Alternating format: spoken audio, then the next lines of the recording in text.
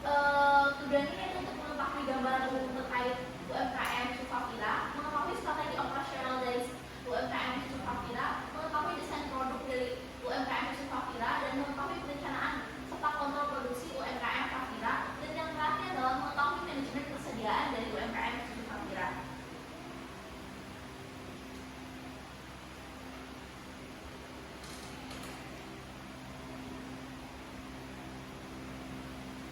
Selanjutnya ada metode penelitian. Untuk pendekatan penelitian ini bersikap deskriptif kualitatif yang bertujuan untuk menggambarkan kondisi nyata di lapangan UMKM susu kedelai Sukavira secara mendalam. Untuk tempat dan waktunya, yuk dilaksanakannya di UMKM susu kedelai Sukavira di Jalan Nagasari, Gurune, Bangkalan pada semester genap tahun ajar akademik 2024-2025. Untuk sumber datanya menggunakan data primer yang didapat secara langsung dari pemilik UMKM susu kedelai Sukavira. Untuk teknik analisis dan pengumpulan datanya, data dikumpulkan melalui wawancara dan observasi secara langsung. Analisisnya dilakukan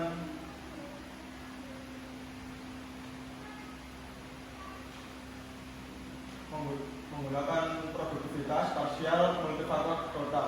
Kita menggunakan metode EOP, ROP dan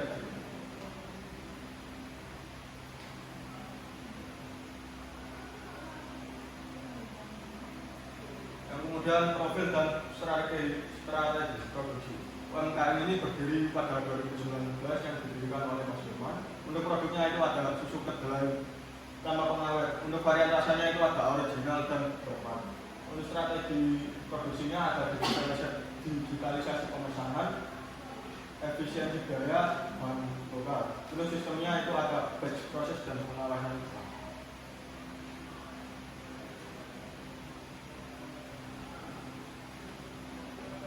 Selanjutnya ada strategi operasional dan produksi. Nah, itu yang pertama adalah input 6M. Yang pertama yaitu money, yaitu modal awalnya sebesar 10 juta untuk membeli bahan baku dan alat-alatnya. Yang kedua ada material, yaitu adalah kedelai, gula, air, dan pandan. Untuk metodenya, nah susu Sukavira ini diproduksi dengan cara tradisional dan dipromosikan secara langsung dan juga melewati Instagram. Untuk nyanyinya dikelola dengan masnya langsung dan ibu juga adiknya. Selanjutnya itu mesin. Menggunakan alat sederhana seperti blender, kompor, dan saringan. Untuk marketnya itu warga sekitar Gurune, targetnya anak-anak sampai ibu rumah tangga.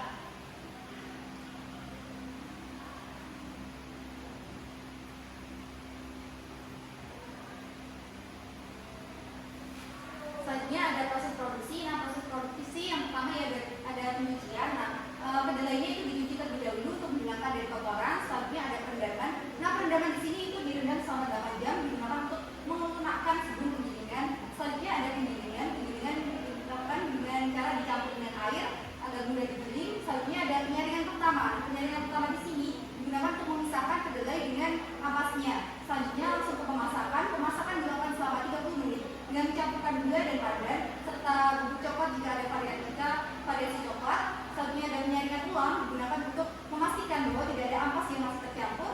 Selanjutnya pengemasan dilakukan di dalam botol 500 ml. Selanjutnya ada penyimpanan pada freezer sebelum didistribusikan.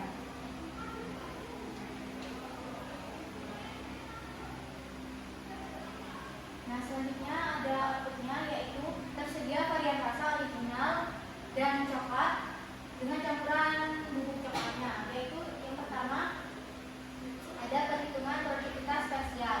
Nah, contohnya yaitu pada produktivitas energi listrik dengan rumus output dibagi dengan input energi listrik didapat sebesar 180 juta, di mana setiap peningkatan input 1 juta akan meningkatkan output sebesar 180 juta rupiah.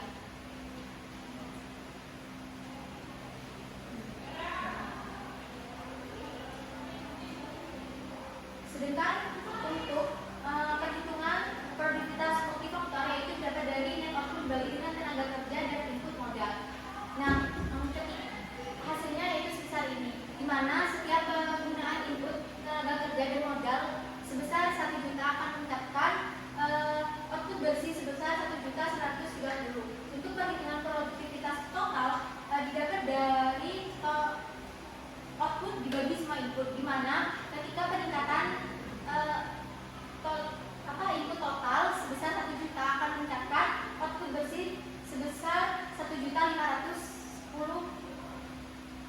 rupiah.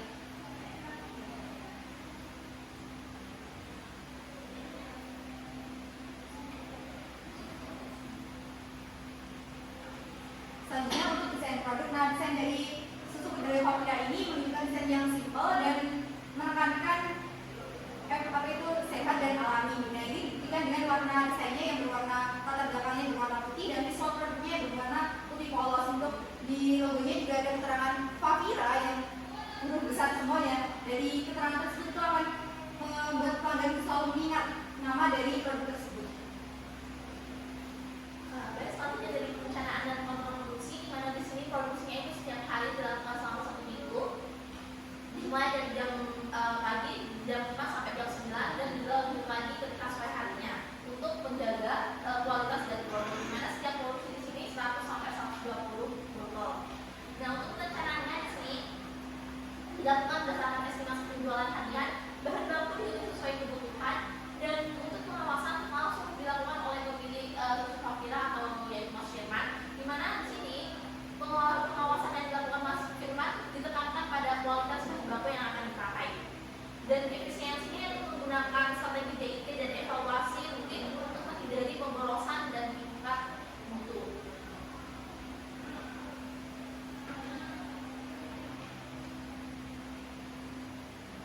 Selanjutnya di sini yaitu manajemen persediaan, di mana manajemen persediaan ini penting bagi suatu UMKM untuk memenuhi kebutuhan bahan bakunya atau input yang kemudian diproses hingga menghasilkan output.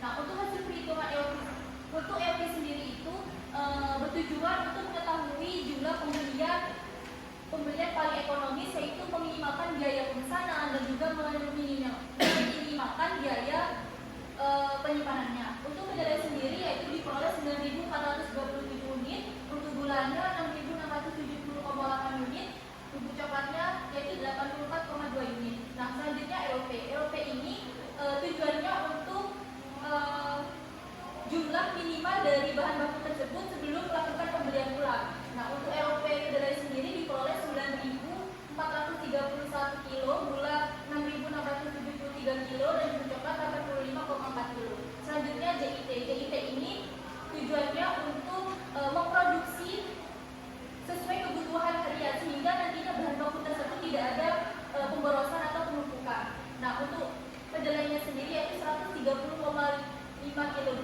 untuk gulanya 128,2 kg, untuk coklat 42,1 kg. Nah, untuk hasil frekuensinya kedelai 0,1, gula 0,093, dan untuk coklatnya 0,28.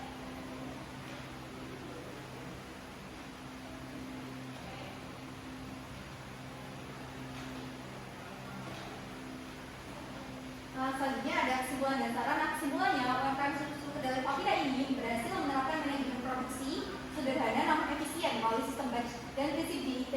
Nah, penggunaan bahan lokal, kontrol mutu, dan produksi ini berbasis permintaan menjadikan usaha ini berjalan optimal. Nah, untuk caranya itu UMKM susu kedelai Fafira bisa menyatukan logonya, menambahkan label halal di logo, dan memperluas pemasarannya. Nah, setelah pemasarannya menjadi luas, nanti bisa menambah produksinya, menambah karyawan, dan menambah alatnya. Baik, sekian dari